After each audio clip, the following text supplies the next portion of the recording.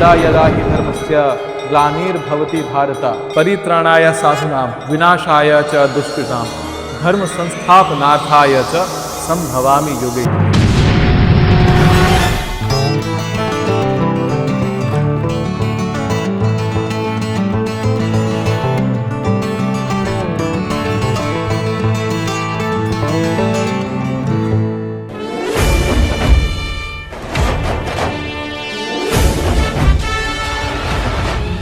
ये भविष्य भी मेरी भविष्यवाणी का रुख पकड़ लेता है।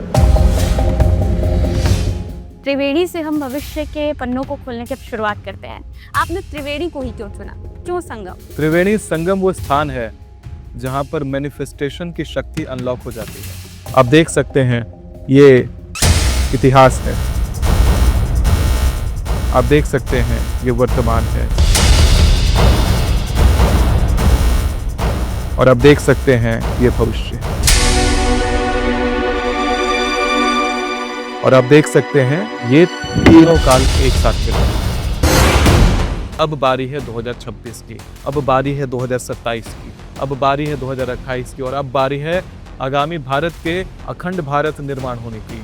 ये सारा भविष्य फल आज इस पॉडकास्ट में हम चर्चा करेंगे। मैं आपकी भविष्यवाणी का रहस्य जानना चाहती हूँ। मेरे हाथ में ये शक्ति कवच है, यानी एग्जैक्ट उसी पॉइंट पर ये पिन पॉइंट करता है जहाँ पर वो घटना घटने वाली होती है, और आप देखते हैं कि इस एग्जैक्ट टाइम फ्रेम में ये वाली घटना घटित होती हुई दिखाई पड़ती है। तो भारत को आप चाहते हैं कि भारत में भी डिक्टेटरशिप आ जाए? भारत में 5 तंत्र और लोकतांत्रिक चुनाव होते हुए दिखाई पड़ते हैं। छठा तंत्र, भारत में राजतंत्र लागू होगा। कौन होगा इस देश का राजा? आने वाले 25 सालों के बाद तब पाकिस्तान और भारत के बॉर्डर्स हट जाएंगे, भारत और पाकिस्तान एक होगा। एप्स्टीन फाइल जैसा अभिकृत आ गया जिसमें नर पिशाच के जैसे लोगों का शासन दिखाया गया। 2027 तक कुछ बहुत बड़ा विध्वंसकारी वायरस। एज को देखकर अगर मैं कहूँ आपकी, मेरा तीसरा जन्म है। तोड़ते बहुत है आप, बहुत तोड़ रहे हैं। कप नारियल तोड़ दे क्या? यही क्या है? चील है आपके पास? नहीं, शक्ति यंत्र, चील नहीं गए। ला ला ला ला ला ला ला ला ला ला। चला जाता हूँ किसी की धुन में, धड़कते दिल के तराने लिए। लोग कहते हैं आप डराते हैं। अगर मेरे डराने से आपकी जान बचती है तो मैं और डराऊंगा। Look into my eyes and can you see the तत्व?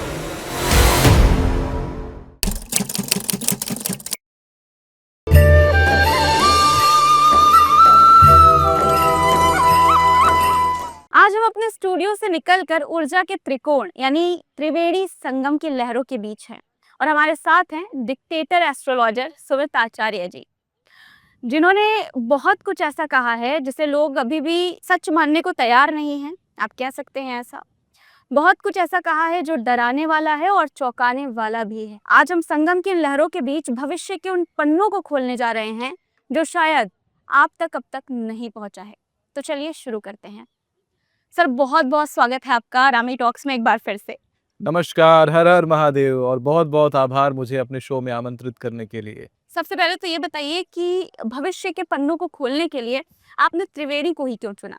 क्यों संगम? त्रिवेणी संगम वो स्थान है जहां पर मैनिफेस्टेशन की शक्ति अनलॉक हो जाती है। ये कोई 3 नदियों का मिलन, गंगा यमुना सरस्वती का केवल मिलन नहीं है। नदी और आग एक दुनिया से दूसरी दुनिया में जाने का पोर्टल्स होता है। जिस प्रकार हवन की अग्नि से भविष्य को देवलोक तक पहुंचाया जाता है, उसी प्रकार नदियों में भी वो कनेक्शन होता है जो आपको अलग अलग लोगों से जोड़ता है। और जहाँ पर 3 नदियों का एक साथ मिलन हो रहा हो, गंगा, यमुना और सरस्वती, इन 3 नदियों का मिलन प्रयागराज के त्रिवेणी संगम पे होता है। तो जब हम नॉर्मल दृष्टि से देखते हैं तो ये बस नदियां हैं, पानी है, 3 नदियां मिल रही हैं बस। लेकिन जब हम आध्यात्मिकता से देखते हैं या भविष्य को देखने के हिसाब से देखते हैं, जब इस चील की दृष्टि से देखते हैं, तो पता चलता है कि ये 3 नदियां नहीं, 3 पोर्टल्स हैं जो पास्ट, प्रेजेंट और फ्यूचर तीनों को एक जगह पर मर्ज करवाते हैं। ये एक अलग डायमेंशन है। अगर यहाँ पर बैठ करके उस डायमेंशन को तरीके से अनलॉक किया जाए तो आप एग्जैक्टली उस डेट पर पिन पॉइंट कर सकते हैं इस ईगल को जहाँ पर वो बड़ी घटना घटने वाली है। चील लेकर आप घूम रहे हैं आजकल, और चील की नज़र मैं कह सकती हूँ आपके पास भी है, क्योंकि इतनी सारी भविष्यवाणियाँ, इतनी सारी चीज़ें आपकी सच हुई हैं। आपने शेयर मार्केट गिरा दी, एक तरह से कहा जाए तो देश में हलचल मचा दी, विदेशों तक प्रभाव हुआ है इसका। और आपने बोला था प्लेन क्रैश के बारे में। आज हम लोग 25 को शूट कर रहे हैं और 23 तारीख को 2 और प्लेन हादसा हुआ है। मतलब जो आपने बोला कि टिकट नहीं करना, लोगों ने फिर भी किया है टिकट, बहुत सारे लोग अभी भी ट्रैवल कर रहे हैं। नहीं कर रहे हैं, मात्र मैं बता रहा हूँ 300 लोग पहले प्लेन में जहाँ ट्रेवल करते लेकिन थे, मैंने भी मानी है 200 आपकी ट्रेवल करते थे, बात। वहाँ आज प्लेन में मात्र 15 लोग 20 लोग आपको दिखाई देंगे। हुँ। ये होता है भविष्यवाणी का असर। हुँ। जब आप या देश की जनता भविष्यवाणियों में मानने लगती है, धर्म में वापस मानने लगती है। मैंने धर्म में जनता की घर वापसी करवाई है। घर वापसी आजकल बहुत ज़्यादा ये भी होता है, घर वापसी, घर वापसी। आपने कैसे कराई है, कैसे? जहाँ पर लोग धर्म भूल गए थे, जहाँ पर लोग ये भूल गए थे कि ज्योतिष कुछ होता है, आज के डेट में इंटरनेशनल कंपनीज ने भी ज्योतिष का लोहा माना है।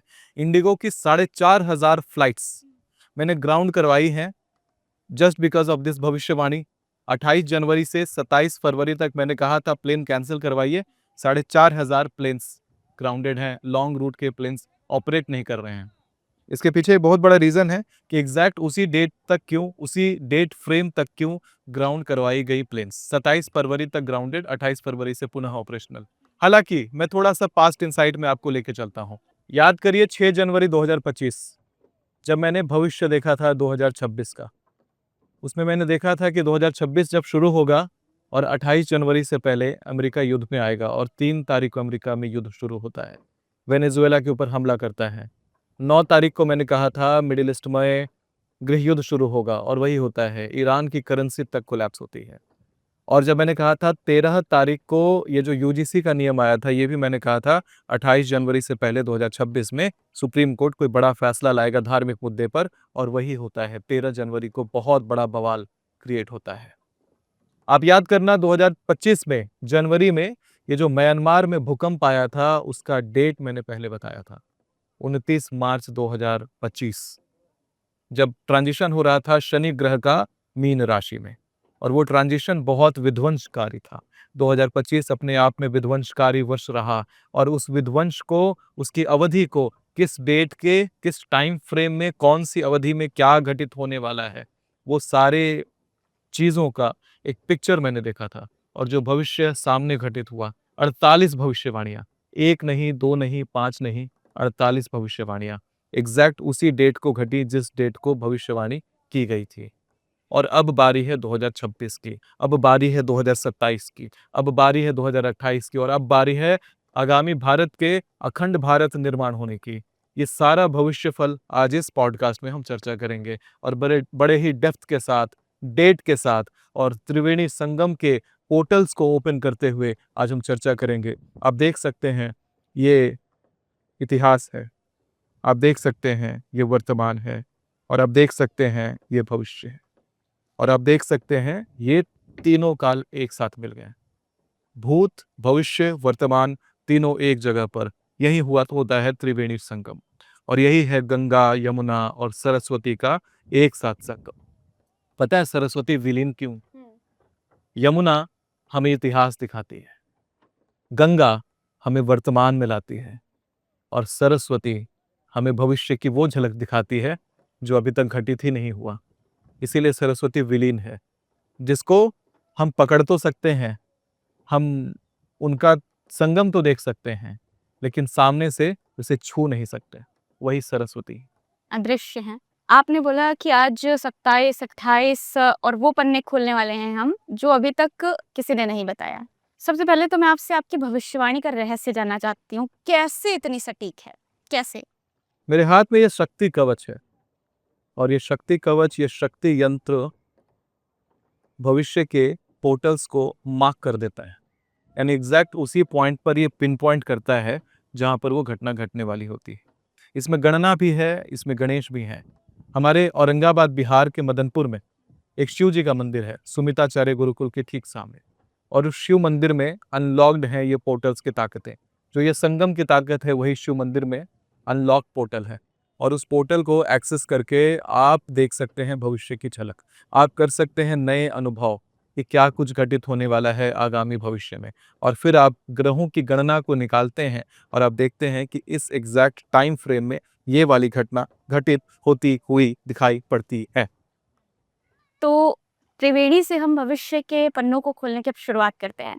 सबसे पहले तो आपने अभी ऑफ कैमरा जब हम लोग बात कर रहे थे तो आपने कहा था कि अगले 10 साल में भारत के 10 टुकड़े होंगे। इसका क्या मतलब है? जिस प्रकार से मैंने ये देखा कि जिस दिन भारत में मौजूदा तरीके से डेमोक्रेसी आई थी, यानी प्रजातंत्र आया था।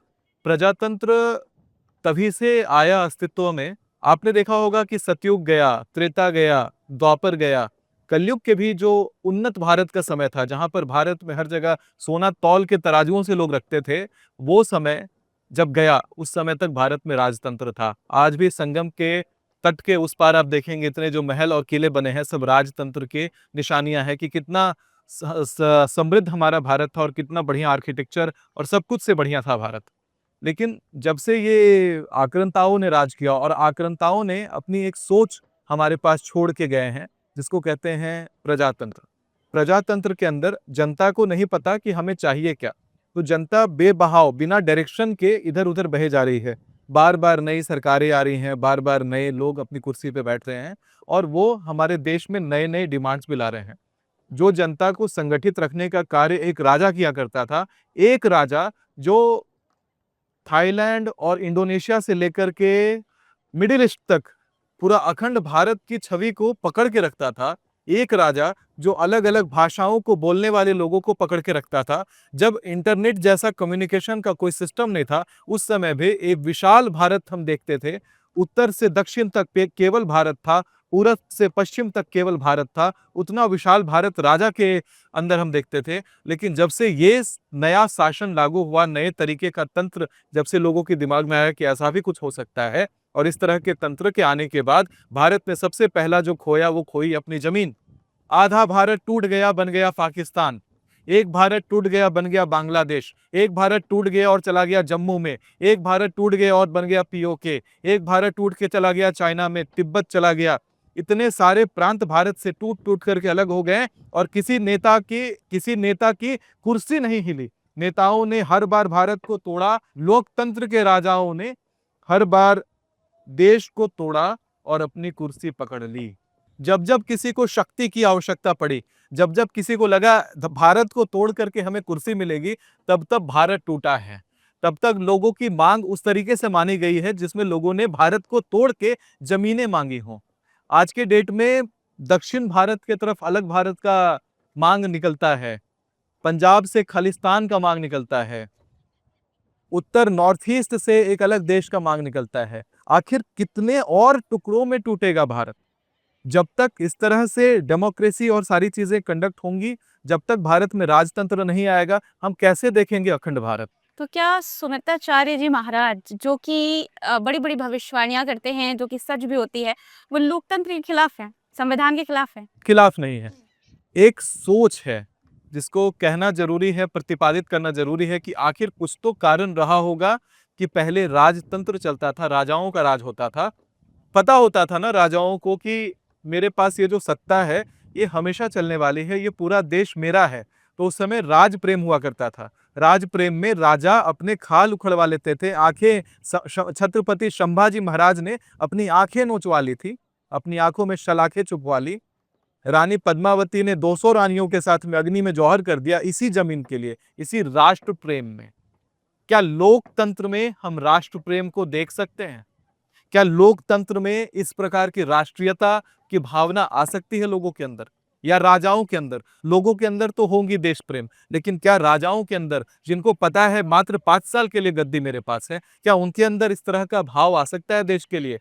क्योंकि उन्हें पता है आज चुनाव में इतना हमने खर्चा किया और कल को हमें इसको रिकवर भी करना है, क्योंकि बहुत सारे बिजनेसमैन का, धरातल पे देखा जाए तो बिजनेसमैन का फंड लगा रहता है। धरातल पे देखा जाए कोई गांव में मुखिया का भी चुनाव करता है तो वहां पर लोगों का पैसा लगा रहता है, रिकवरी का प्रेशर रहता है। तो इस तरह के प्रेशर में क्या लगता है कि हमारा देश विकास कर सकता है? तो आप क्या चाहते हैं? अभी भी क्योंकि आप राजतंत्र की बात कर रहे हैं, जी। हम चीन में देख रहे हैं, हम सऊदी, दुबई देख चीन में सकते क्या हैं। देख रहे हैं? चीन में और सऊदी में, दुबई, भारत से लोग देख रहे हैं देश पलायन कर रहे हैं। दुनिया भर से लोग देश पलायन करके दुबई जाके बसना चाहते हैं। वहां भी राजतंत्र है, क्या बुराई है? राजतंत्र जैसे देश में आज इतनी उन्नति, इतनी समृद्धि और इतना शांति है कि लोग दुनिया भर से वहां जाना चाहते हैं। चाइना में इतना जबरदस्त सिक्योरिटी है, इतना शांति, इतनी टेक्नोलॉजी है। मैं अभी हाल में चाइना होके आया और बाहर के किसी और देश से जब चाइना को कंपेयर करता हूँ, चाइना बहुत आगे है। लोग कहते हैं यूएस सुपर पावर है, मैं देखता हूँ चाइना नंबर 1 सुपर पावर है। चाइना के पास गूगल नहीं है, गूगल चाइना में बैन है। जहाँ पे गूगल बैन है, जो न्यूज़ हमें मिलती है वो गूगल से मिलती है। जो एक्चुअल चाइना है वो वहाँ जाकर के जब आप देखोगे तो यूएस बहुत पीछे है चाइना से। सुपर पावर असली तो चाइना हुआ बैठा है। तो जहाँ पर डिक्टेटरशिप है, जहाँ पर राजतंत्र चलता है, वहाँ पर समृद्धि है, वहाँ पर इतना बड़ा सुख है। तो भारत को आप चाहते हैं कि भारत में भी डिक्टेटरशिप आ जाए? देखिए, मैं चाहता क्या हूँ वो मेरी निजी सोच हो सकती है, लेकिन जो भविष्यवाणी का असर कहता है, भारत में 5 तंत्र और लोकतांत्रिक चुनाव होते हुए दिखाई पड़ते हैं। छठा तंत्र भारत में राजतंत्र लागू होगा पुनः। किसे देखते हैं? क्योंकि आपने बोला चील की नजरें आपके पास हैं, चील लेकर आप आजकल मैं देख रही हूँ घूम रहे हैं, तो क्या देखते हैं आप? आज से 5 लोकतंत्र के बाद किसे देखते हैं आप? कौन होगा इस देश का राजा? धर्मार्थ परायण ही व्यक्ति राजा बनेगा और वही धर्म के मार्ग पर देश को लेकर के जाएगा। तो इस हिसाब से तो अगर हम देखें तो भारतीय जनता पार्टी जो है वो धर्म की बात करती है, राम राज्य की बात करती है, तो आप उधर इशारा कर रहे हैं? देखिए, कोई पार्टी और किसी संगठन से ये जो चीज़ है ये बहुत परे है, क्योंकि ये तत्व ही अलग है। ये जो जितनी संगठनें आती हैं, संगठनें जाती हैं, उसका एक संबंध होता है इस स्ट्रक्चर से, जो लोकतांत्रिक स्ट्रक्चर बता रहा हूँ। ये उससे काफ़ी परे है, ये उससे काफ़ी अलग है, जो भविष्य दिखाई पड़ता है, आने वाले 25 सालों के बाद। तो क्या राजतंत्र, तो समृद्ध भारत, अखंड भारत।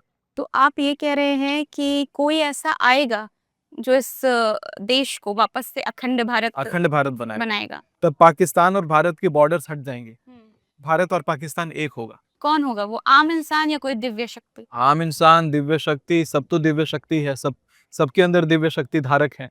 क्योंकि कहते हैं ज्योतिषाम अपि तत् ज्योति तमसः परमुच्यते, ज्ञानम ज्ञानेम ज्ञान गम्यम हृदय सर्वष्टविष्टतम। परमात्मा हर किसी के हृदय में बैठे हुए हैं और वही परमात्मा हम सभी को एक दूसरे से भिन्न दिखाते हैं, लेकिन होते सब एक ही हैं। तो इसीलिए परमात्मा की ही द्वारा संचालित, उन्हीं के द्वारा की बनाई हुई दिव्य शक्ति ही शासन करेगी, क्योंकि दिव्य शक्ति का ही शासन उस कुशासन को या उस ऐसे शासन को पूरी दुनिया से, केवल भारत की बात नहीं करता। अगर मैं यूएस की बात करूं तो यूएस में तो आजकल देख रहे होंगे कि एप्स्टीन फाइल जैसा अभी कृत्य आ गया, जिसमें नर पिशाच के जैसे लोगों का शासन दिखाया गया, जिसमें यह दिखाई पड़ता है कि नकारात्मक शक्ति भारत के सबसे पावरफुल देशों को कंट्रोल कर रही है। उस नकारात्मकता को हराने के लिए कहते हैं तमसो मा ज्योतिर्गमया, उस अंधकार को हटाने के लिए हमें प्रकाश की आवश्यकता है। और प्रकाश आएगा कहाँ से? धर्म से। जहाँ अधर्म होगा वहाँ धर्म का प्रकाश आएगा, तो अधर्म का अंधेरा धर्म के प्रकाश के सामने तनिक भी नहीं टिक पाएगा। अच्छा, आपने नर पिशाच की बात की और ये आपने मेरे पॉडकास्ट में ही कही थी। नर पिशाच जहाँ तक मैं जानती हूँ वो क्या करते हैं? मतलब क्या होते हैं? इंसानों को वो अपना टारगेट बनाते हैं, इंसानों का चूसते हैं, इंसानों को ऐसा कुछ है ना? पिशाच जो होते हैं वो इंसानों को हैं, इंसानों का चूसते हैं और ये एक प्रकार की योनि है जिसे लोग मृत्यु उपरांत प्राप्त करते हैं। बहुत भयावह होते हैं। ये कुछ कैटेगरीज हैं जो मैं बताता हूँ। भूत, पिशाच, यक्ष, गंधर्व, राक्षस, ब्रह्म राक्षस, वेताल, कुष्मांड, भैरव, ये बहुत सारे ऐसे शक्तियां हैं जो नकारात्मकता को खींच करके लाती हैं। इसमें वो काल भैरव आदि भैरव नहीं है, इसमें दूसरे प्रकार की नकारात्मक शक्तियों का यहाँ पे वर्णन किया कि ये प्रकार की शक्तियां होती हैं जो नकारात्मकता को खींच के लाती हैं और इन शक्तियों का विनाश भी होता है वही प्रकाश पुंज से, यानी नश्यन्ति दशनाथस्य कवचे हृदय संस्थिते, माँ भगवती के कवच से इनका नाश भी हो जाता है। ये सवाल मैंने इसलिए किया क्योंकि जब आपने ये बोला तो बहुत सारे लोग ये कहने लगे कि ये नर पिशाच के बारे में बोल रहे हैं, ये सब बकवास है, झूठ है। लेकिन अभी 1-2 दिन पहले मैं देख रही थी तो खबरें आ रही थी कि वहाँ से एप्स्टीन जो आइलैंड है, वहाँ से बच्चों का बाकायदा वो उसको किया जाता है, उनको उनकी दी जाती है और उसका एक बहुत फेमस आउटलेट है, मैं उसका नाम नहीं ले रही हूँ, वहाँ पर बोला जा रहा था कि इंसानी बर्गर बनाकर बेचा जाता है। तो ये वाक़ई नर पिशाचों का काम है। इससे ज्यादा घिनौना और इससे ज्यादा नरपिशाच जैसा कृत्य क्या हो सकता है। देखिए, जब सतयुग था तो सतयुग में इस लोक से बाहर राक्षस हुआ करते थे। त्रेता में एक देश के अंदर राक्षस हुआ करते हैं। द्वापर में घर के अंदर ही राक्षस रहते थे। और कलयुग में दिमाग के अंदर ही राक्षस रहते हैं। और वही दिमाग के अंदर रहने वाले राक्षस सामने बड़े बड़े विकराल रूप धरे हुए नहीं दिखाई देंगे। इंसानों के अंदर ही वो राक्षस पनप जाएंगे। जो आपने ये कोकृत बताया लोगों के द्वारा किया हुआ, वो जो कोकृत है, ये बहुत बड़ा उदाहरण है कि ऐसी चीजें जो घटित हुई है वो उन्हीं राक्षसों का किया धरा है। और उन राक्षसों ने इतना हावी कर लिया है जहां जहां धर्म नहीं है। पहले था कि अमेरिका तक में मंदिरें बनी हुई थी, अमेरिका तक में धर्म का पालन होता था। जहां जहां से धर्म का सफाया हुआ वहां वहां ऐसे ऐसे नरपिशाच जैसे प्रवृत्ति के लोग पनप गए और ऐसी ऐसी कृत हो रही है। घोर कलयुग हो रहा है। देखिए वहां पर सूडान में क्या हो रहा है, जेनोसाइड, मैसिव जेनोसाइड। भारी भारी मात्रा में ट्रकों में लोगों को भर भर के लोग पिंजड़े बना दिए हैं लोगों के लिए बड़े बड़े बांस से, वहां लोगों को मार रहे हैं। इससे बड़ा गंदा और घिनौना क्या हो सकता है इस इस पूरे समाज के लिए, इस पूरे दुनिया के लिए। क्योंकि जब भी हम समाज की बात करते हैं केवल भारत तक सोचते हैं, लेकिन भारत के बाहर भी तो इंसान रहते हैं। और वही इंसान जिनका इतना भारी मात्रा में कत्लेआम हो रहा है, इतना भारी मात्रा में जेनोसाइड हो रहा है, ये सारी चीजें नरपिशाच कृत ही है।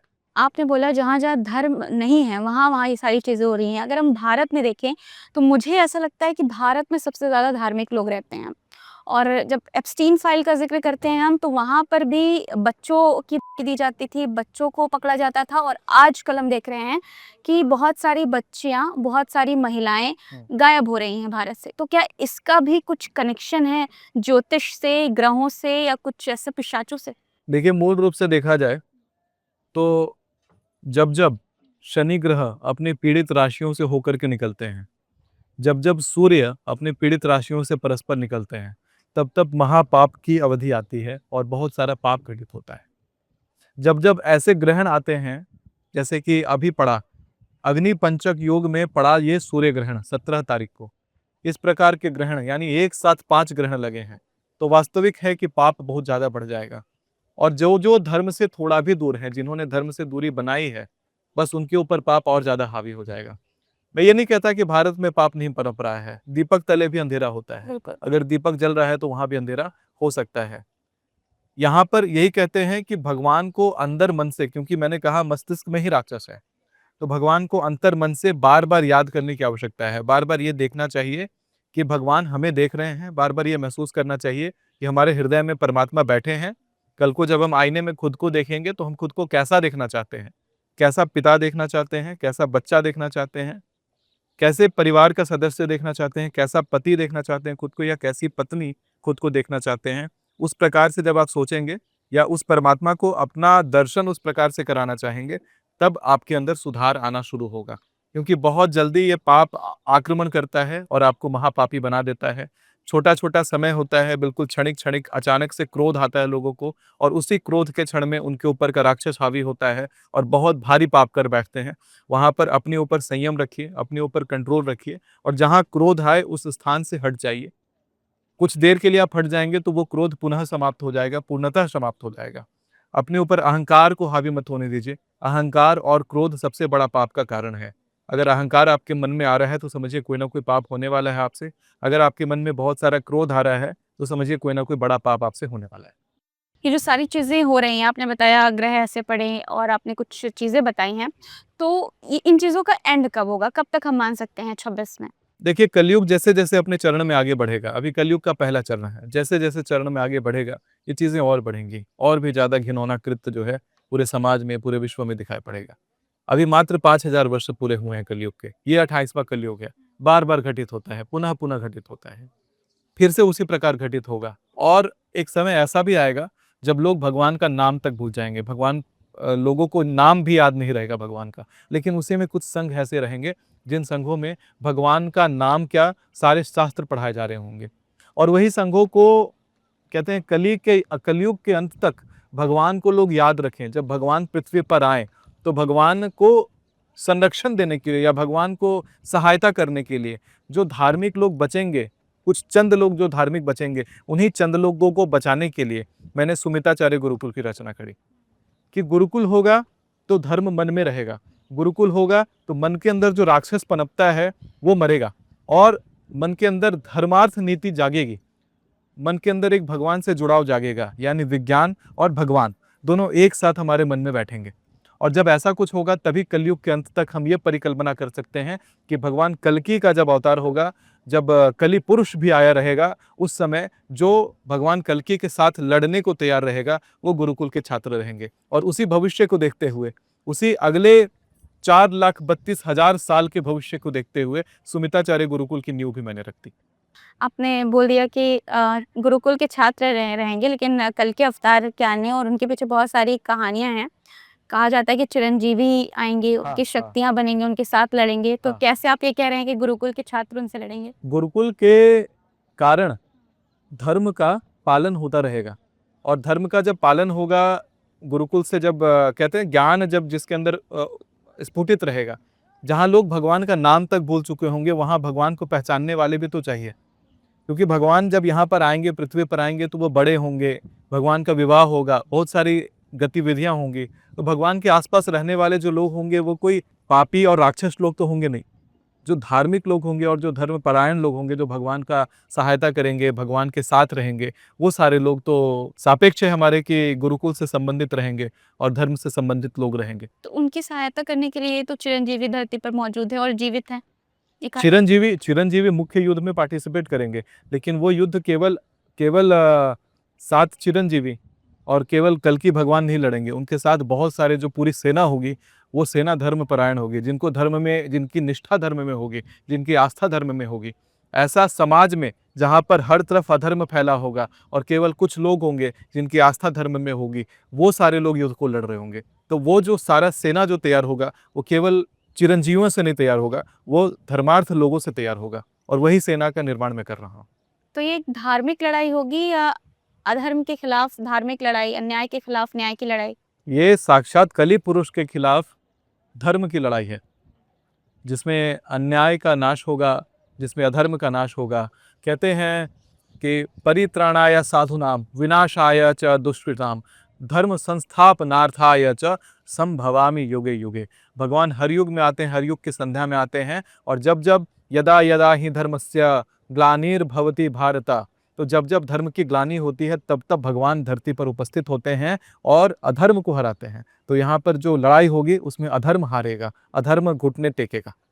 अब धर्म अधर्म की बात हो रही है तो भविष्यवाणी पर आते हैं आपकी। क्या आपने जैसे बताया यूजीसी को लेकर सुप्रीम कोर्ट का फैसला आया धार्मिक मुद्दे पर, एक जातीय मुद्दे पर हम कह सकते हैं। जी, अब क्या जातीय और धर्म में ज्यादा अंतर नहीं है। हम्म, ये जो जातियां भी हैं वो हमारे धर्म का हिस्सा है।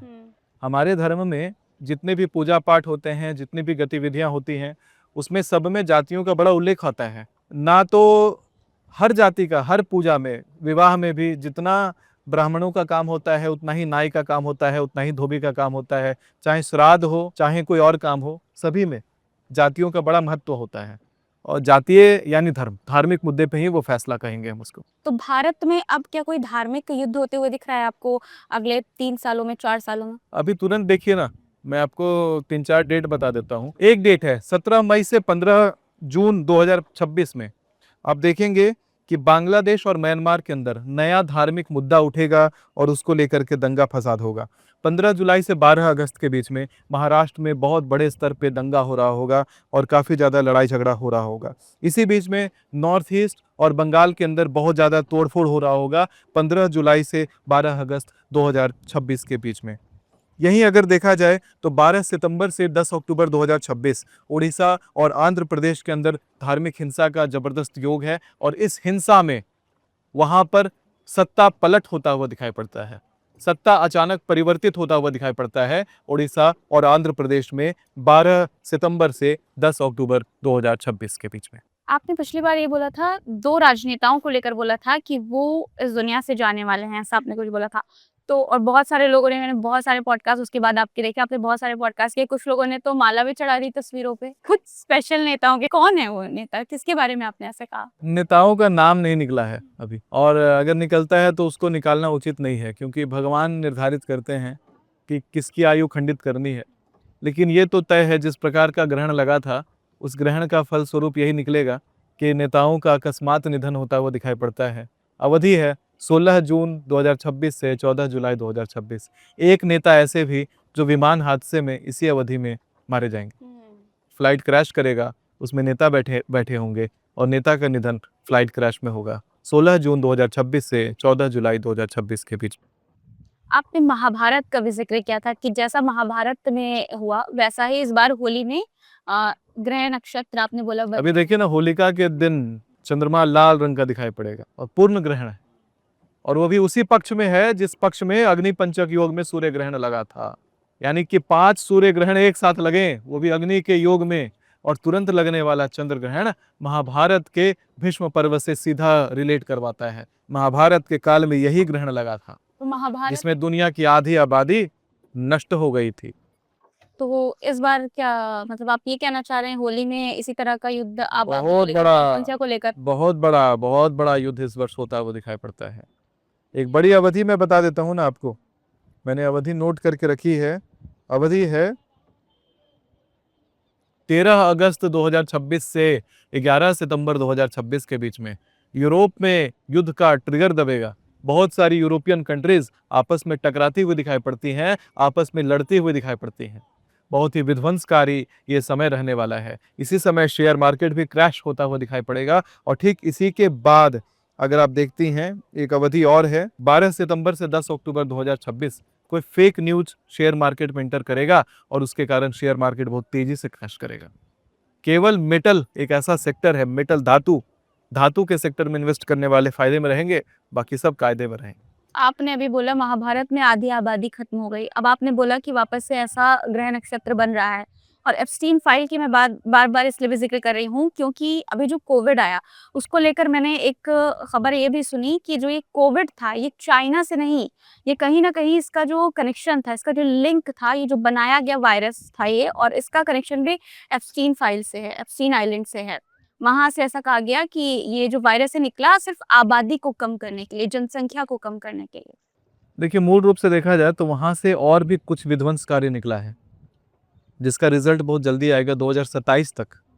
कुछ बहुत बड़ा विध्वंसकारी वायरस या कुछ ऐसा ही जीवाणु का प्रचार दुनिया में हो जाएगा 2027 2027 से पहले ही हो जाएगा, जिसमें कोई ना कोई ऐसा बड़ा लिंक मिलेगा उस तरह के कृतों से।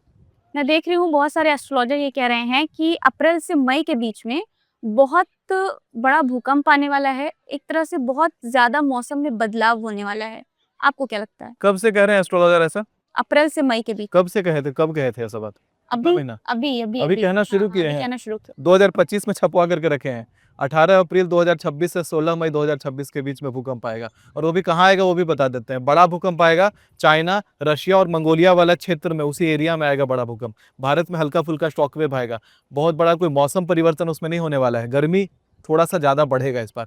मेरा में डेट बताया हुआ है, डेट मेरा वाला कोट नहीं कर सकते बाकी एस्ट्रोलॉजर, इसीलिए महीना ऐसे करके बोल देते हैं एवरेज में, क्योंकि मैंने पहले, मेरा न्यूज़पेपर में पहले प्रिंट रहता है, एक साथ एक नहीं दो नहीं, मेरा 48 भविष्यवाणियां प्रिंट रहता है। उस न्यूज़पेपर को देख के देश भर के लगभग एस्ट्रोलॉजरों को मैंने देखा है, बहुत सारे एस्ट्रोलॉजरों को, कि मेरे न्यूज़पेपर के रिपोर्ट से जाके बोल देते हैं सिर्फ मेरा ही कॉपी करने वाले। आधा लोग तो सुमिताचार्य महाराज के कॉपी कैट है। मैं तो ये देख रहा हूँ कि मेरा वाला भविष्यवाणी जो महीना में मैं बोलता हूँ, मैं डेट बोल देता हूँ, वो 2-3 महीना का कोटेशन दे देते हैं। तो वैसे भी नहीं होता। भविष्यवाणी अगर करनी है तो उसके लिए अनुभव भी चाहिए, अनुभव के साथ अनुभूति, अनुभूति के साथ गणना, तीनों चीजों को मिला करके करेंगे तो डेट वाली भविष्यवाणी कर पाएंगे, जैसे मैं करता हूँ डेट के साथ। अच्छा, अनुभूति अनुभव की बात कही तो मुझे नहीं लगता कि अनुभूति, अनुभव और गणना। गणना, हाँ, अनुभव की अगर बात करें तो मुझे नहीं लगता कि आप बहुत अनुभवी मैं कह सकती हूँ, लेकिन एज को देखकर अगर मैं कहूँ आपकी मेरा तो तीसरा जन्म है, 30 थर्ड लाइफ। अच्छा, थर्ड लाइफ। हाँ, मेरा अगर रिकॉर्ड चेक करिएगा जाकर के तो रिसर्च में ज्यादा ख्याति है मेरी, वो भी साइंटिफिक रिसर्च में, डीप साइंटिफिक रिसर्च में। 7वीं में पढ़ाई करता था और मैंने एमएससी मास्टर्स के टॉपिक पे रिसर्च पब्लिश कर दिया था, और उसको लेकर के देश भर में वायरल भी था कि भारत का सबसे यंगेस्ट रिसर्चर। 12th में आते आते यंगेस्ट साइंटिस्ट ऑफ झारखंड कहलाने लग गया था मैं। स्कूल्स की पढ़ाई मेरी फ्री थी, इंस्टीट्यूट में मुझे फ्री में पढ़ाते थे, और हर जगह मेरा प्रचार चलता था, हर जगह मेरा फोटो, जो भी मैगजीन छपा, कुछ छपा, हर जगह मेरा फोटो टॉप पे होता था as an alumni of the institution. तो ये सारी चीजें मैंने, ज्योतिष जो है साइंस है, ज्योतिष का बच्चा। साइंस में जो जितने भी फैक्ट आप कभी निकालो, मेरे से कभी आप फैक्ट रिसर्च करके आना, साइंस का कोई रिसर्च, कोई फॉर्मूला आप लेकर के आना और आप मेरे से पूछना, मैं बताऊंगा धर्मशास्त्र के किस किताब के किस पन्ने में वो वाला फॉर्मूला लिखा हुआ है। लोग तो अभी बच्चे पढ़ते हैं, अगर मैं लेमैन के हिसाब से बोल रहा हूँ, ऐसे रिसर्च लैंग्वेज बोलूंगा आधी ऑडियंस भाग जाएगी। लेमैन लैंग्वेज में बता रहा हूँ, एक नॉर्मल पढ़ते हैं ना, पाई 2 पाई r सर्कल का निकालते हैं जब हम लोग सर्कमफेरेंस, तो पाई जो होता है 22/7, यही पढ़ाया जाता है, ग्रीस से होके आया है, ग्रीस से नहीं आया। नारद पुराण खोलिए, नारद पुराण में बार बार पाई का नंबर मिलेगा, 22/7, 22/7। अलजेब्रा पढ़ के आते हैं कि इराक से होके आया है। अरे अलजेब्रा तो हमारे अग्निवास निकालने के मुहूर्त में बार बार अलजेब्रा का यूज होता है। हम लोग ये पढ़ते हैं कि जो लाइट में पार्टिकल्स होता है, फोटॉन्स, और ब्रह्मांड जो हमारा बनता है, जो हम लोग जितना फिजिक्स पढ़ते हैं, ग्रेविटेशन पढ़ते हैं, ये सारी चीज़ों का जो साइंस पढ़ते हैं, वो सारे तथ्य हमारे शास्त्र में लिखे हुए हैं। टेक्नोलॉजी, बैटरी, विद्युत, इलेक्ट्रिसिटी, सब कुछ हमारे शास्त्र में है। दिक्कत यह है कि लोगों ने इतना खंड खंड कर दिया सिस्टम को और इतना मैनिपुलेटेड तरीके से हमें पढ़ाते हैं कि हम लोग को अपना शास्त्र दिखाई नहीं पड़ता। आंखें बंद कर लेने से सच्चाई ढक नहीं जाती। वास्तविकता तो ये है, एनसीईआरटी के द्वारा जो किताब चलाया जाता है, उन किताबों में भी आप देखेंगे कि ये पढ़ाया जाता है कि भारत में जो हिंदुस्तान शब्द यूज होता है, हिंदू जो धर्म है, वो विदेशियों का नाम दिया हुआ है, हिंदू। लोग कहते हैं कि सिंधु नदी के आप इस पार रहते थे, विदेशी नहीं बोलते थे सिंधु, तो वो हिंदू हिंदू कहने लगे, आप इसलिए हिंदुस्तानी हैं। लेकिन लोगों ने ये नहीं पढ़ाया एनसीईआरटी ने कि बृहस्पति अगम ग्रंथ में श्लोक है, हिमालयम समाराभ्यम यावत इंदु सरोवरम तम देव निर्मितम देशम हिंदुस्थानम प्रचते। ये वैदिक श्लोक है। और ऋग्वेद में भी हिंदू, सिंधु, इंदु तीनों को पर्यायवाची बताते हैं। और उससे मैनिपुलेट होकर के कई सारे धार्मिक कौम भारत में, कुछ कृष्ण भक्ति कराने वाले कौमों को मैंने देखा कि वो कहेंगे अपने धर्म को हिंदू धर्म मत कहो, सनातन धर्म कहो। कैसे सनातन धर्म कहें? सनातन और हिंदू एक दूसरे का पर्यायवाची है। हिंदू एक वैदिक शब्द है। मैं इस बात का तो पूर्ण रूप से विरोध करता हूं कि आप किस आधार पर ऐसी बातों से लोगों को भ्रमित करते हैं। पहले शास्त्र पढ़िए और ऋग्वेद पढ़िए। ऋग्वेद में हिंदू, सिंधु, इंदु। भगवत गीता पढ़ाते हैं लोग, भगवत गीता कहाँ से आता है? महाभारत के छंद से है। महाभारत के अंदर में भगवत गीता है और महाभारत के अश्वभेदिक पर्व में हिंदू शब्द का कई बार उल्लेख आता है। कालका पुराण में हिंदवा शब्द का उल्लेख आता है। तो फिर कैसे कहते हैं कि हिंदू धर्म नहीं होता, सनातन धर्म होता है? हम हिंदू भी कहेंगे, पहले हम हिंदू कहेंगे क्योंकि अपने धर्म को हम हिंदू धर्म जानते हैं। सनातन धर्म भी जानते हैं, सनातन पर्यायवाची है। लेकिन हिंदू कहेंगे सनातन, सनातन कहेंगे हिंदू नहीं कहेंगे, ये बहुत ही गलत स्टेटमेंट आजकल प्रचारित किया जाता है। एनसीईआरटी किताबों का इस रूप में मैं खंडन करता हूं और साथ में यह भी खंडन करता हूं कि आप मैनिपुलेटिव तथ्य पढ़ाते हैं। आप ऐसे तथ्य पढ़ाते हैं कि विदेशी नॉलेज को ग्लोरीफाई किया जाए और भारतीय नॉलेज को नीचे दबा दिया जाए। ऐसा दिखाया जाता है कि भारतीयता में जो चीज़ें सिखाई गई हैं वो बहुत प्रिमिटिव है और बहुत ही देहाती चीज़ें हैं जिसको अब फॉलो नहीं करना चाहिए। लेकिन वो ये नहीं देखते कि भारतीयता में जो चीज़ों को आप देहाती बता रहे हैं, प्रिमिटिव बता रहे हैं, वही चीज़ें वास्तविकता में साइंस का एक धरातल है। मैंने अभी एक ओपन चैलेंज दिया, जो भी रिसर्चर्स, जो भी मास्टर्स के या पीएचडी करने वाले स्कॉलर्स हो, विदेशों से देख रहे हो, अगर ये वीडियो उन तक इंग्लिश ट्रांसलेटेड जाता है तो उनके लिए भी आई मस्ट से कि even if you are watching me from Harvard University or Stanford or wherever, if you have some research which is in the modern science, you bring it to me and I will show you किस शास्त्र के किस page में वो proper श्लोक में वो वाली साइंस फॉर्मूला लिखी हुई है। In fact string theory, particle physics, astro particle physics, सब पे मेरा रिसर्च है और सब के ट्रेसेस मेरे वेदों में और मेरे शास्त्रों में हैं और मैं एग्जैक्ट पेज नंबर, एग्जैक्ट श्लोक नंबर कोट कर सकता हूँ कहाँ पे लिखा हुआ है। आपने भारत और विदेश की बात की तो ऐसा भी कहा जा रहा है एस्ट्रोलॉजर्स के द्वारा कि ऐसा कुछ होने वाला है कि जो विदेश में छात्र रह रहे हैं भारतीय, उनके साथ कुछ नस्लीय भेदभाव होने वाला है। होगा ही। देखिए, जो राजा होता है, एक साम्राज्य में, एक जंगल में एक ही शेर रह सकता है। भारत का हर युवा शेर है और किसी भी देश में जाके रहेगा और वहां पे इक्का दुक्का तेंदुआ और बघीरा रहेगा तो उसको तो वो दहाड़ेगा ही और दहाड़ के भगाएगा ही, और वही नस्लीय विवाद का कारण बनता है क्योंकि वो उनकी ग्रेविटी को, उनकी एनर्जी, उनकी मंत्रों की वाइब्रेशन को बर्दाश्त नहीं कर पाते और वही कारण बनता है कि वो उनके साथ विवाद करते हैं।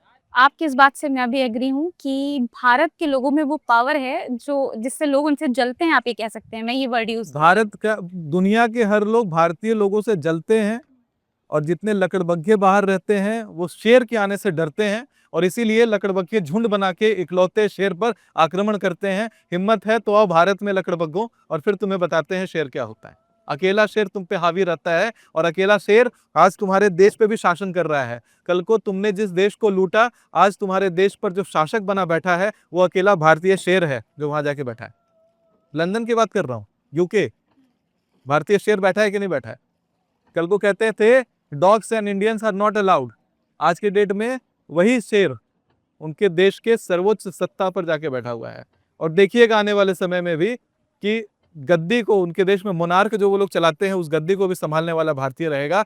क्योंकि जब अखंड भारत की नींव 25 साल बाद रखी जाएगी तो उस अखंड भारत की नींव में सब मिलाएंगे, यूके भी मिलाएंगे, और अपनी पुरानी धरातल की जो छूटी हुई चीजें हैं, जो लूट करके गया था, वो सारा सोना, वो सारा पत्थर, सारा पैसा भी खींच करके लाएंगे। वही अखंड भारत की परिकल्पना मैं करता हूं, जिसको मैं बताता हूं राजतंत्र के अंदर संभव है। क्योंकि राजतंत्र जब तक नहीं है, लोकतंत्र में चूड़ियां पहने रहेगी राजा, राजा के हाथ में चूड़ियां बंधी हैं। जनता हर छोटे निर्णय के ऊपर इतना बहस और इतना इतना डिले होता है कि कोई निर्णय समय से हो नहीं पाता और पीढ़ियां निकल जाती हैं। वो पीढ़ियां निकालने के लिए हम नहीं बैठे, अपनी पीढ़ी में देखना चाहते हैं अखंड भारत बनते हुए। हम नहीं कहते कि 10 पीढ़ी बाद अखंड भारत बनेगा। जो सपना देखा है वो अभी साकार होना चाहिए। हमें चाहिए तो अभी चाहिए, रिजल्ट अभी चाहिए। We want it now. आपने बोला था पिछले बार कि बैंक से पैसे निकाल लो, मार्च, मंदिर- अप्रैल और मई का महीना, बैंक से पैसे निकालो। बैंक में पैसे सेफ नहीं है। तो लोग ये पूछ रहे थे कमेंट में, तो कहाँ रखे हैं पैसे फिर? पोस्ट बैंक ऑफिस से में डाल पैसे दें? निकालिए, सोना और चांदी में इन्वेस्ट करिए, और इन पैसों को लेकर के चाहे आप भले बैंक के लॉकर्स में रखिए, but make sure accounting system के अंदर आपके पैसे पड़े हैं। उनके ऊपर किसी प्रकार का बड़ा डिसरप्शन आ सकता है। थोड़ा सा कहते हैं ना, pre shock effect Tilak Nagar में दिखा है। बैंकों से पैसे गायब हुए, बैंकों से सोने चांदी गायब हो गए, बहुत सारे आभूषण गायब हुए, बहुत बड़ा केओस बवाल, बाहर भीड़ लगी थी।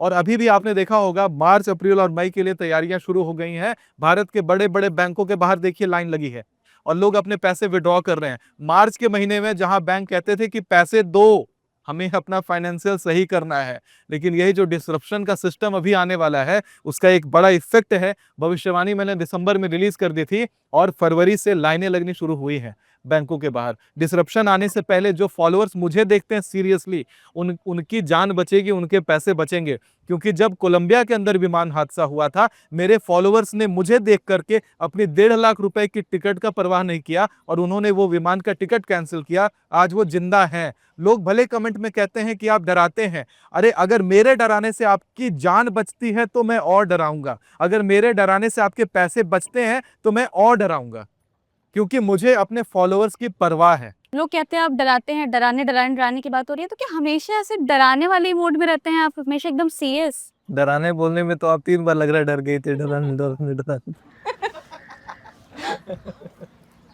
हाँ, नहीं डराते क्या, सीरियस रहते हैं। सीरियस भी नहीं रहते हैं, चिल रहते हैं हम पे, चिल। कभी कभी रात को देखिएगा, रात को 2 बजे लाइव रहेंगे और लाइव में क्वेश्चन रहेगा, कोई मेरे से ज्ञान वाली बात नहीं करेगा, नहीं करे। जो करेगा या बकवास करेगा। और लोग वहां पूछते हैं गाना फेवरेट कौन सा है, गर्लफ्रेंड है कि नहीं। कौन सा फेवरेट गाना है? मेरा फेवरेट गाना बदलता रहता है। अभी सुन रहे थे, चला जाता हूँ किसी की धुन में, धड़कते दिल के तराने लिए। गर्लफ्रेंड की बात कर रहा था, मैं बता दूं मैरिड हैं आप। हम तो बच्चा भी married है, हैं। वही लक्षण तो कह नहीं रहे है, लेकिन है। हैं। लोग बिना रिसर्च किए ऐसा क्वेश्चन कर देते हैं। Question कर- कहते भैया क्लोज कराओगे क्या? अच्छा, अब नारियल तोड़ दे क्या? कप वप तो लाई नहीं है कप हाँ तोड़ते बहुत है आप, बहुत तोड़ रहे हैं कप। बिना तोड़े नारियल टूटता है तो कितना शुभ होता है। शुभ होता है। तो थोड़ा मुझे स्टूडियो में आप लोग नारियल लेके आएंगे तो नारियल तोड़ेंगे, इसीलिए कप मिल जाता तो कप ही तोड़ देते हैं। नारियल क्या तो नारियल? आपके ये क्या है, चील है आपके पास? नहीं, शक्ति यंत्र, चील नहीं कहे, शक्ति यंत्र है ये, शक्ति यंत्र। शक्ति यंत्र। और देखते इससे हैं नारियल कितना ये नारियल तो गद्देदार है, गद्देदार नारियल है। इसको इसको तोड़े या बहा दें? इसको गंगा मैया को बहा देते हैं। जय गंगा मैया। ये विसर्जित हो गया। विसर्जित हो गया। हाँ चलिए, आज ये भी अच्छा किसी को प्रॉब्लम तो नहीं है, नारियल बहा दिया मैंने? नहीं। बोलिए। अब कुछ लोग कमेंट भी करते हैं, तो मैं आपसे आंसर लेना चाहती हूँ उन कमेंट्स का भी। अब जैसे एक कमेंट आया, पिछले बार पॉडकास्ट में हम लोग एप्स्टीन फाइल, इल्यूमिनाटी से के बारे में बात कर रहे थे, तो एक कमेंट किया किसी ने, त्रिनेत्र नाम है उनका, बोलते हैं कि मेरे इल्यूमिनाटी सामने वाला ऐसे बनाते लोगो नहीं, हाँ, ऐसे हाँ, करते ऐसे हैं। ही। हम बोलते हैं मेरे सामने ही इल्यूमिनाटी मेंबर बैठकर भविष्यवाणी कर रहा है।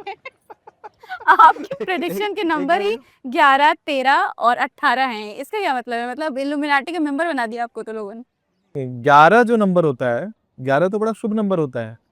और 13 नंबर से बृहस्पति का संपर्क है, क्योंकि चंद्रमा से सीधा संपर्क रहता है, कर्क में लेके आता है।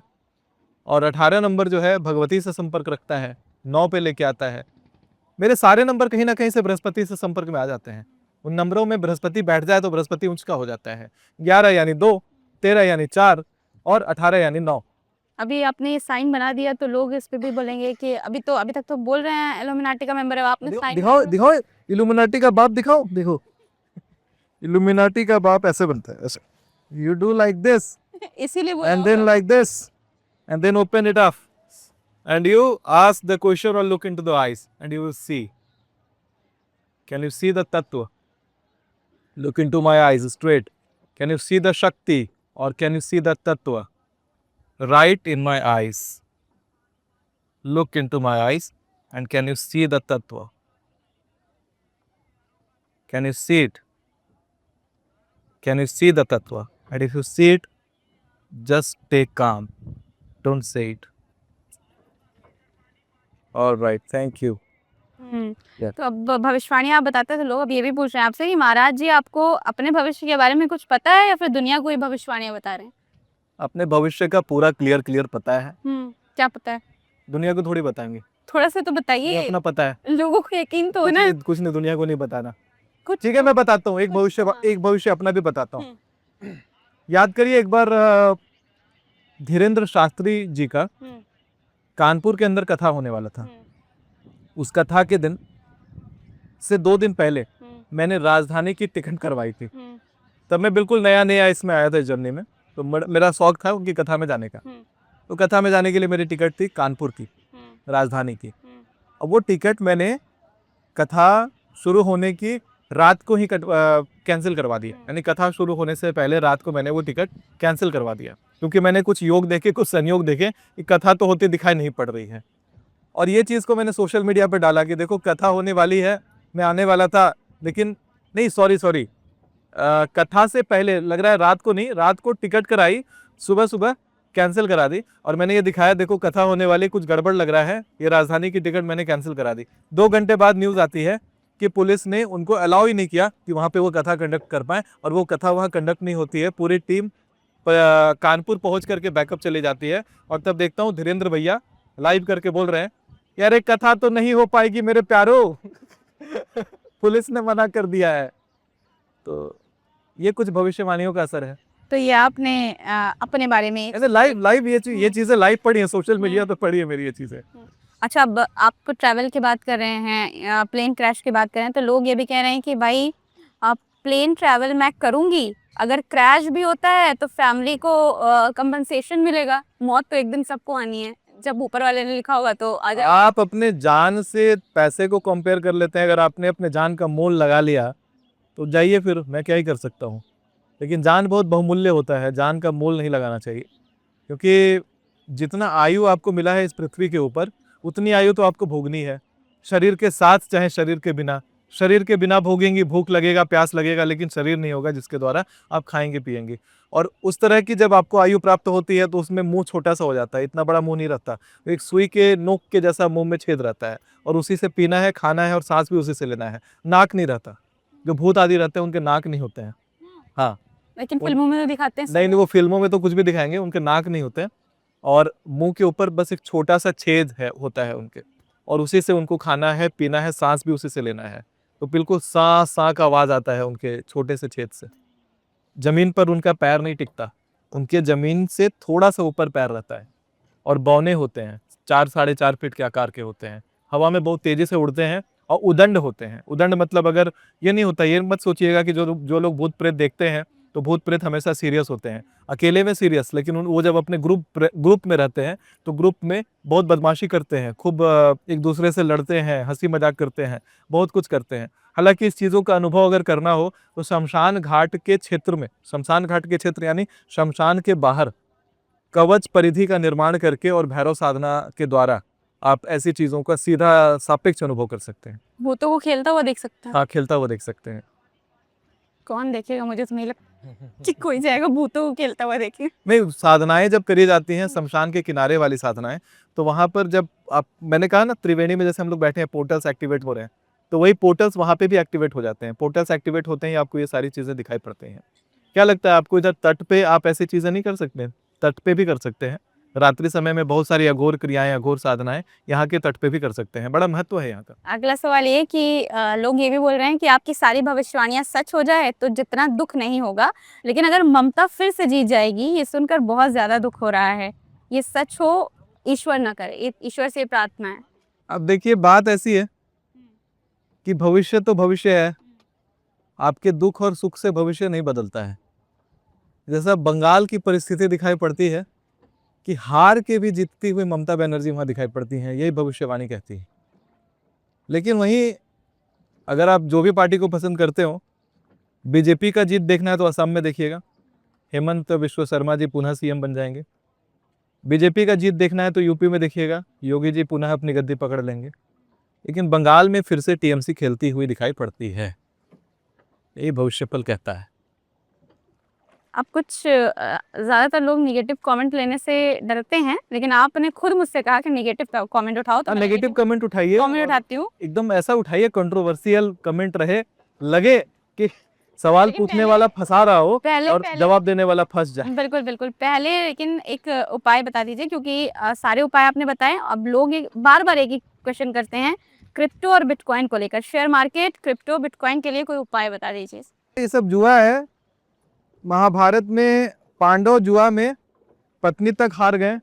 आप लोग क्या जीतेंगे? आज तक मैंने कोई व्यक्ति ऐसा नहीं देखा जो ये सब बिटकॉइन और क्रिप्टो और शेयर मार्केट का काम करके अच्छा कमा रहा हो।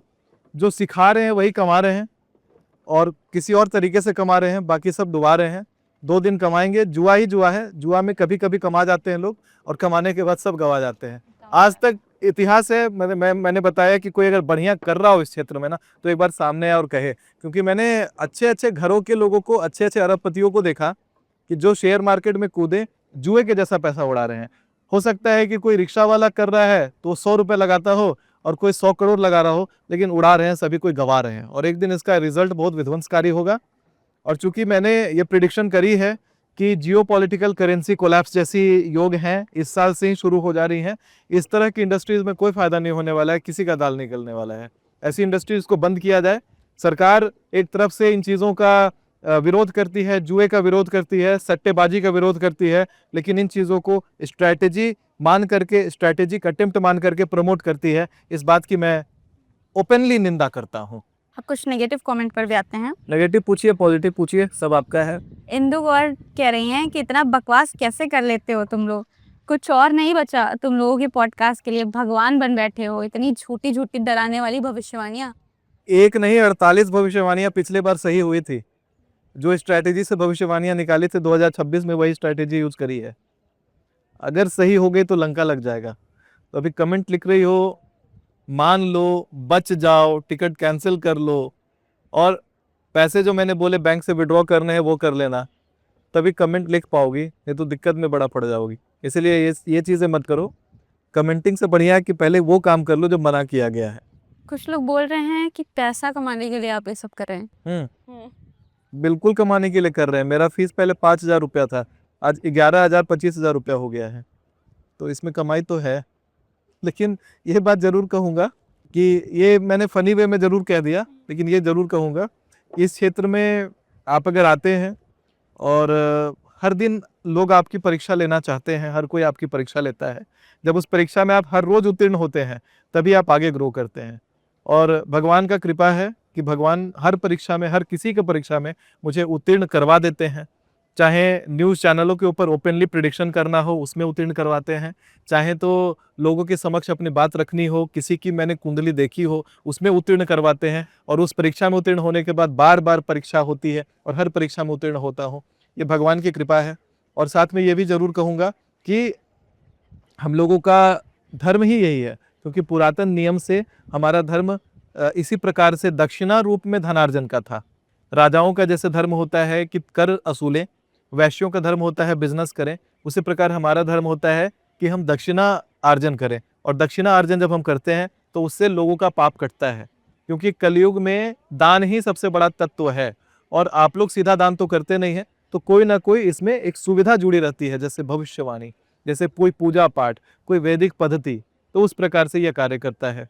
जैसे सतयुग में सत्य बोलने का सबसे बड़ा महत्व था, त्रेता युग में तपस्या करने का बड़ा महत्व था, द्वापर युग में सबसे बड़ा धर्म होता था किसी के ऊपर आपने दया कर दिया, और कलयुग में सबसे बड़ा धर्म होता है दान करना।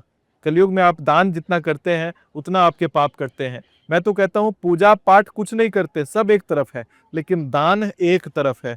भूमि दान, स्वर्ण दान, गौ दान, ऐसी चीजें तो लगभग विलुप्त हो गई हैं। और इन चीजों को जब वापस लाया जाएगा, जो लोग देखिए राजा होते थे वो सोने का दान करते थे, राजा होते थे वो भूमि का दान करते थे। भूमि दान और स्वर्ण दान बिल्कुल खत्म हो चुका है, उसके कारण ही राजपाट जैसे चीजें खत्म हो गई हैं। और कोई भी व्यक्ति राजा बन जाता है, या कोई भी व्यक्ति 5 साल के लिए राजा बन जाता है। जबकि पहले राजा होते थे प्रॉपर अल्फा मेल, अभी के राजा हो जाते हैं, क्या कहते हैं आजकल मॉडर्न नेम में उनको, अल्फा क्या? अभी के जिनको राजा एक्सपेक्ट करते हैं उनको क्या कहते हैं? कुछ लोग उनको चुन्नू कह देंगे, कुछ लोग टिंकू कहेंगे, कुछ लोग पुकी कहेंगे, कुछ पप्पू कहेंगे, उगी। हैं? कुछ पप्पू भी कहेंगे। तो इस प्रकार की चीजें दिखाई पड़ती हैं। और राजा कौन होते थे? Alpha male. ये सब राजा, बाकी जो अभी कह रहा था वो सब राजा लायक थोड़ी है। एक और सवाल मेरे मन में आ रहा है कि बहुत सारे लोगों के मन में आता होगा कि गाँव को माता क्यों कहते हैं, गौ रक्षा की बात क्यों की जाती है, जानवर तो और भी बहुत सारे हैं, उनकी रक्षा की बात क्यों? देखिए जानवर तो कुत्ता भी है। जब आप कुत्ता अपने घर पे पालती हैं तो कुत्ते के मन में एक भाव होता है कि आप उसके मालिक हैं और कुत्ते को आपके घर की रक्षा करनी है। उस भाव के कारण आप कुत्ते को अपने घर में रखते हैं और कुत्ता रक्षा करती है। लेकिन जब बात आती है गौ माता की, तो गौ माता के अंदर एक विशेष बात है कि माता उसके कहने के पीछे एक साइंटिफिक लॉजिक भी है। जब गायों का ब्रेन का रिसर्च किया गया था तो ये पता चला कि जिस घर में गौ को रखा जाता है उस घर के प्रति गौ के अंदर, जैसे कुत्तों के अंदर रक्षक की भावना आती है, वैसे गौ के अंदर उस घर के माता की भावना आती है। वो अपने आप को ऐसा प्रोग्राम कर लेती है कि वो आपके घर की माता है और आप उनके बच्चे।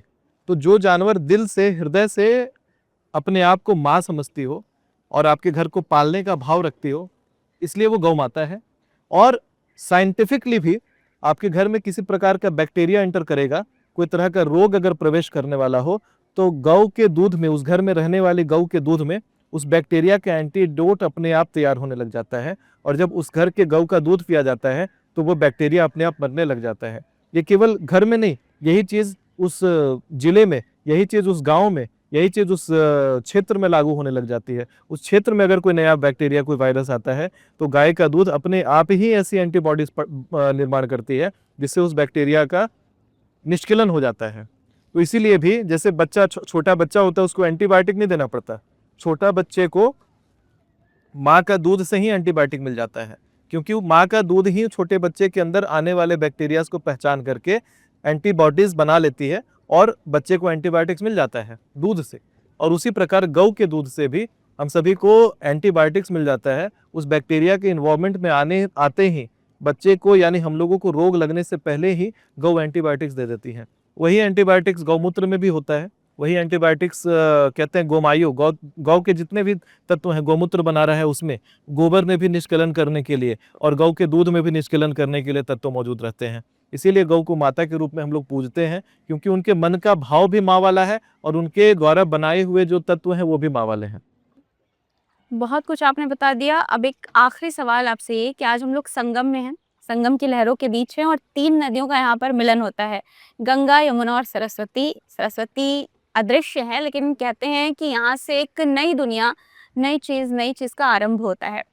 तो अब आरंभ देख रहे हैं, मिलन देख रहे हैं, सब कुछ देख रहे हैं, तो यहाँ पर बैठकर, इस संगम में बैठकर क्या आप भविष्य में भारत के संगम या विश्व के संगम को देख पा रहे हैं? वही अखंड भारत की परिकल्पना मैंने बता दी। वहीं से आप लोगों ने मुझे डिक्टेटर एस्ट्रोलॉजर बोलना शुरू किया और वहीं से मैं देखता हूँ कि सच में ये जो संगम है, यहाँ से जो आरंभ हो रहा है वही आरंभ प्रचंड है। और वहीं से भारत एक नया अखंड भारत का शुरुआत हो रहा है, जो आने वाले 25 साल के बाद वास्तविकता में होता हुआ दिखाई पड़ेगा, जब भारत में राजतंत्र आएगा और हर तरफ देखिएगा भारत ही भारत, पूरब से पश्चिम भारत, उत्तर से दक्षिण भारत, अखंड भारत, जिसका निर्माण यही संगम, यही प्रयाग के संगम से होता है। मेरे साथ बोलिए। एकदम थीम बना रहे दुनिया के संगम का। कैसे जाएगा? गाना मुझे नहीं आता। नहीं नहीं हाँ, थीम ही है। नहीं, थीम है, उसको रिपीट करना पड़ेगा आपको साथ में। रिपीट नहीं कर सकते। तब कैसे दुनिया का संगम बनेगा? आप ही यहाँ पे बना ही नहीं रही है, म्यूजिक के साथ ट्यूनिंग नहीं होगा तो कैसे हम लोग अखंड भारत के बारे में सुनेंगे? करिए।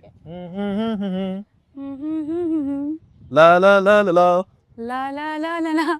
ये भविष्य भी, बोलिए ये भविष्य भी ये भविष्य भी मेरी भविष्यवाणी का, मेरी भविष्यवाणी का, आपकी नहीं मेरी भविष्यवाणी का, हाँ, आपकी भविष्यवाणी का रुख पकड़ लेता है। रुख पकड़ लेता है। ये भविष्य भी मेरी भविष्यवाणी का रुख पकड़ लेता है प्यारे। और यही भविष्यवाणी का असर होगा कि देखिएगा आने वाले 25 साल में अखंड भारत का निर्माण होगा। यानी पूरब से पश्चिम तक, उत्तर से दक्षिण तक हर जगह भारत भारत भारत दिखाई पड़ेगा। और उसकी न्यू राजतंत्र से रखी जाएगी 5 सत्र बात। बहुत जबरदस्त कुछ होने वाला है, बहुत बड़ा कुछ होने वाला है। और ये आज यहाँ इस संगम में पोर्टल ओपन होता है और हमें दिखाई पड़ता है। ये हालांकि मैंने थोड़ा सा जोकिंग वे में ले लिया क्योंकि मैं चाह रहा था बड़ा सीरियस ये पॉडकास्ट गया है और सीरियसनेस में थोड़ा सा cool involvement is required sometimes. Cool है अभी बहुत है। देखिए चिड़िया भी आ गए संगम में इतने सारे चिड़िया आज एक साथ बैठ गए हैं और चांद भी दिखाई देने लग गया जो रोज दिखता है। हालांकि रोज दिखता है लेकिन संगम तो है मजा आ ना। रहा है। उसी टॉपिक को बात करें तो सामने दिख रहा है तो थोड़ा इंटरेस्टिंग है। ये बताइए कैसा लग रहा है यहाँ पर आके? संगम में आके मेरे ख्याल से पहली बार आए होंगे आप। मजा आ गया। भगवती बुलाई है यहाँ पे, नहीं सेकंड टाइम आए हैं। पहले महाकुंभ में आए थे, उसके बाद अभी आए प्रयागराज। और भगवती बुलाई है क्योंकि मैं एक एक्सपीरियंस शेयर करता हूँ आपसे। अचानक से ये शेड्यूल बन गया।